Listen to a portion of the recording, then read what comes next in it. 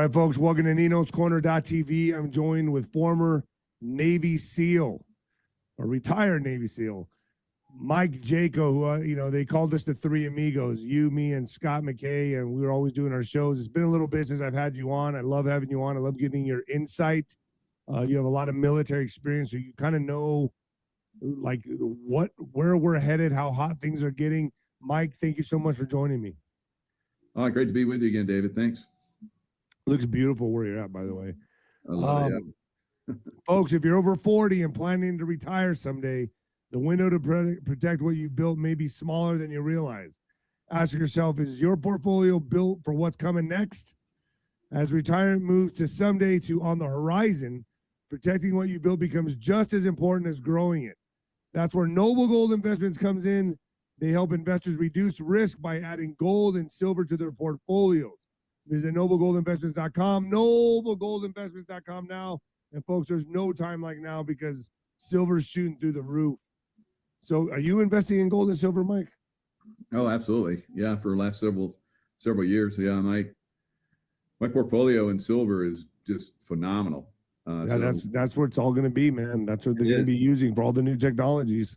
We saw Melania Trump in the silver dress. You know how that is. She's basically she's the flag. And so she was all in silver for the, New Year celebration. So let's cover what we can here, man. I mean, let's give our predictions for 2026. I know both of us have talked to 𝗬𝗏 many times, many other guests as well, talking about a national emergency, an EO executive order that Trump will sign for elections. Do you think he signs that early through in the year coming into spring, or do you think he signs it kind of midsummer going into fall? When do you think he's going to sign this, or do you think he's not going to? Yeah, I think he's going to sign it. I think it's going to be in the springtime. It's close. It's very close. So the executive order on election fraud and so forth, cleaning that up so that when we do the 2026 election, I see that as going to be a red wave, big. We haven't had a red wave. People have been predicting it for a long time. And I said, no, we're not going to get it. We don't have fair elections yet. Once we get that fair election, it's going to be a red wave. And a lot of things are going to push that. All the fraud that's coming out of Minnesota is going to spread to every single state. We'll probably see California and New York with $1 trillion worth of fraud. It's going to be epic. So I've been thinking about this quite, a lot. And I think that, Trump, in order to win that, we all think that he will win this, honestly. But the Democrat agenda right now, their last hope is to try to win the midterms. And they'll try to finagle the bagel, right? They're going to try to finagle the bagel, win the midterms, and then impeach Trump. But once Trump signs this EO, there's no chance. There's no chance for them to do anything. So what do you think their next move will be once he signs his executive order? They're not going to have many moves, because I think we're also going to see the military move in some of these cities. So that's going to put a backstop on them pushing a lot of agendas as well. The crime that the Democrat Party has done, they're going to be on their heels and running for their dear lives. A lot of them for real, before they're wrapped up and brought to justice. So it's going to be epic, I think, in the midterms. Do you foresee arrests? I mean, do you see? I mean, I see indictments coming. I bet you Obama gets indicted probably, I would imagine, this month or next. I would imagine. But do you see indictments, or do you see actual arrests? Well, we're going to do the indictments first, and then the arrest, of course, and then the trials but the military is the only way. We've talked about this for a long time. So once President Trump does the executive order for the election fraud, then because we're being kicked out of a lot of these Democrat hellholes, he's tried to put the National Guard in there. So he's going to have to push in the military. So that's coming. Well, do you think it comes in the way of an insurrection act? Because we're getting kicked out of Los Angeles, Chicago, Portland. I mean, they kicked the National Guard out. So what would be the next logical steps? Some kind of event that triggers the National Guard, that triggers the Insurrection Act, or Does he sign the EO and then move in the National Guard? How does this play out in your mind, being a military strategist, being a former Navy SEAL? How do you see this playing out? So yeah, it's going to be a military, Insurrection Act type thing, I believe. I don't know if it goes completely to that. I don't see it in every city. It won't be needed in every city. It won't be needed in every state. But some states we know are pretty much the culprits. All up and down the West Coast, Illinois, New York. So those are the major culprits that are going to push back on this. But that's why you have to push in the military. Now, what is going to instigate that? Maybe we have an incident, and we've already had tons of incidents. I think it's just a matter of timing. I believe is why we haven't seen it already. So I think more reveals. This latest fraud that's going to spread like wildfire throughout all the states. The Somali thing that kicked it off, right, with @𝗦𝐶𝗰𝗶𝗹 exposed. Yeah, I think this was planned, and it's like, okay, now to push. I thought we might see this happen before the holidays, but I think they gave us a nice holiday, and now it's going to be time to get down to business, and I think it's really going to start to kick. So you think probably spring is when all of this stuff really goes down, because we have to have enough runway going into midterms where all of this can be settled, right? Yeah, and I think we're going to start to have protest. The good guys, us, we're recovered from J6. I think we're ready to start to push back. That's going to be helpful to take down this corrupt system that we have in the United States. And then the military gets involved, maybe along with that or before that, or the protests happen and then the military gets involved. I don't know, but I see protest this year on a massive level from I would say the right side, not right wingers, but the right side, the conservative side. We're done. We're ready to push back on this, and I think there's going to be organized protest coming in probably latter part of spring, and then we go into July. Celebration. It's going to be fantastic. So I know your view on Charlie Kirk, and I know that's still out in the there's a lot of people still fighting and arguing. The whole right side of podcasters, right? Like Candace Owens, Alex Jones, Tim Pool, all of them now are chiming in and giving their input. And basically it's like Candace Owens versus the world. And in my opinion, all she's doing is asking the questions that I feel Erica Kirk should be asking. To me, TPUSA now has become the battleground for the right. And I don't think it's about left and right anymore. I don't think it's about right and left. I think the Democrats are going to be done this year, especially at midterms. It'll be the nail in their coffin. What we got to watch out for now is TPUSA. In my mind, and I don't know how you feel about this, I'd love to get your outlook on this. It's been infiltrated, and now it's been hijacked, and now that whole movement is fractured to where you have people on this side of Candace Owens and on that side of TPUSA, and it's going to further divide the right being infiltrated by the same deep state that was controlling the Democrats are now going to be controlling the right and fracturing the right. What's your thoughts on this? Oh yeah, I mean we know there's rhinos out there and so forth. We've talked about this for a long time. You brought that up with when I was in Florida, DeSantis. You like nailed that one. I was like, oh my God, I can't believe it. But yeah, you're right. So there's more reveals coming. I think Candace is doing a great job. You can, as we know, you can only push so far to expose some things, and you're going to get a lot of pushback, and you get torn up if you get too aggressive with it. So she's pushing as much as she can. Of course, we do our part as well, exposing stuff. We see anomalies here and there. We're like, point those out. Of course, Juan comes on and gives us really good direction. But I think Team USA, Team whatever they're called, so Turning Point USA, they're basically were all along. They were trying to break down a portion of the state.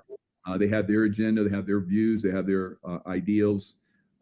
I'm like, do what you can. Yeah, we're going to expose some stuff that's not quite hunky dory, but just just do your thing. Candace, she's doing her thing. I've done my thing. You've done your thing. We're all, trying to keep things focused in a certain area. I don't have any dog in that fight, so I don't really care. I'm an observer. I pointed out some things that were, not so good. And so there's some kind of manipulation going on with Turning Point USA.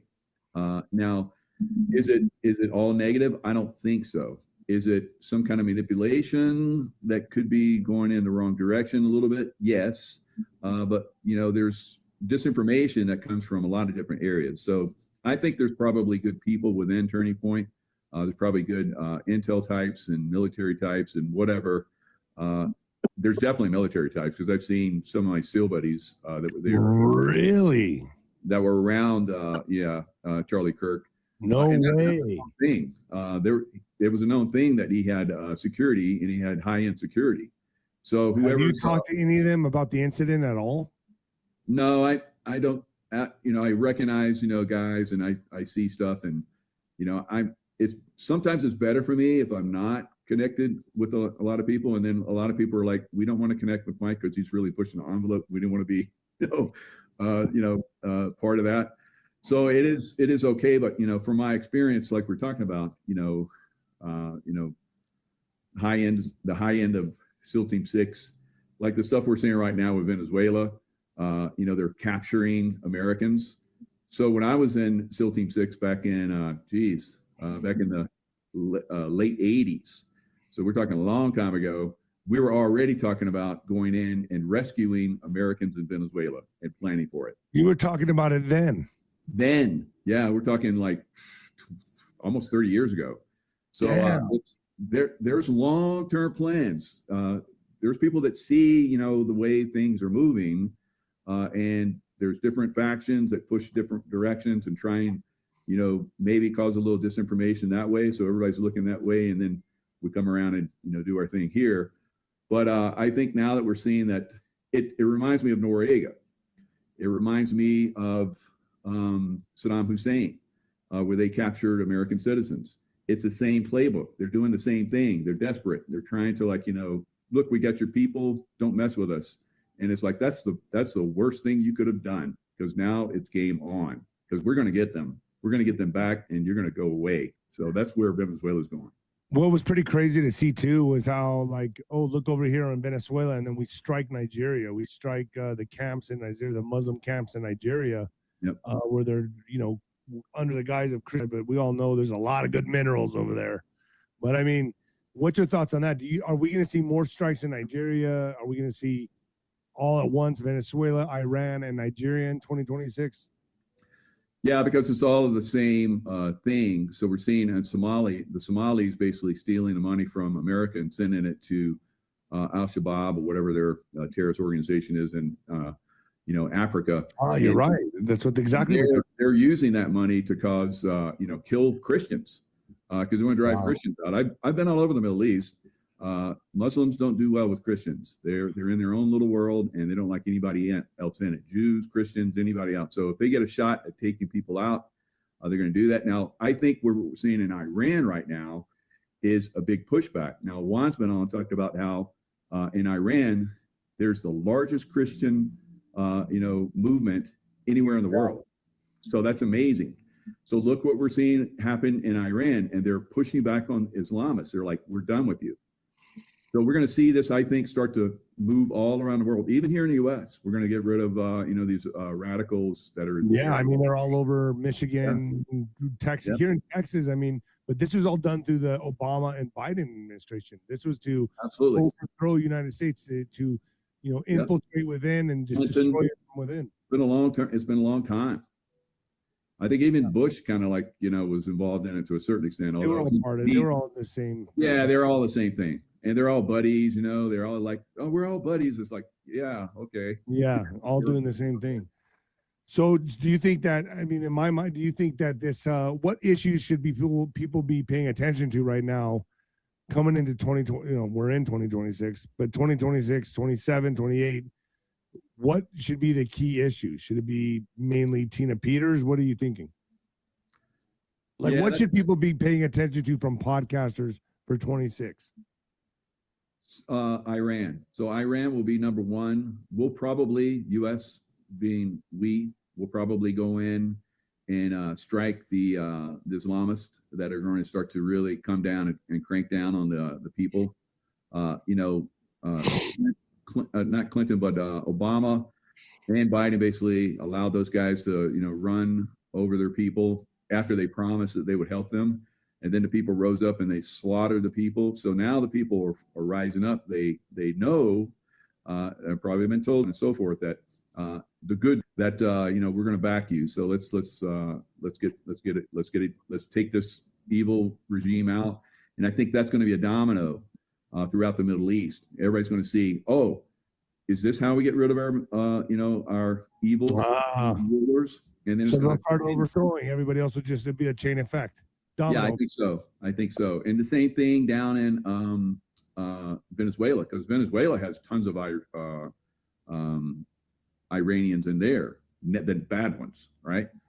So that's one of the problems in Venezuela, because they've infiltrated and basically almost completely taken over. So that's another domino that will fall. I think President Trump has been very strategic and not hammering that too hard. We just had recently we had a strike on Venezuela soil where they blew up. They're getting ready to load. They're taking the docks out on the docks and hammer the dock. So it's getting closer and closer and closer to finally taking them out, just like we did in Iraq. Yeah, Iraq with Saddam. We caught him in that hole, right, hiding. Yeah, in Panama. So on and on and on. We're going to see this around the world, I believe. So I think you're right. I think the U.S. is not going at war. We're not going to war. We're not going to war with China, because I think what's happening in Iran right now, China's looking real hard at it because it's coming for China soon. I agree. I think we're on that trajectory, but I also think that this will be the year that maybe the Venezuelans themselves, the citizens themselves, his own people hand over Maduro. I can see that playing out. I bet his own people hand him over.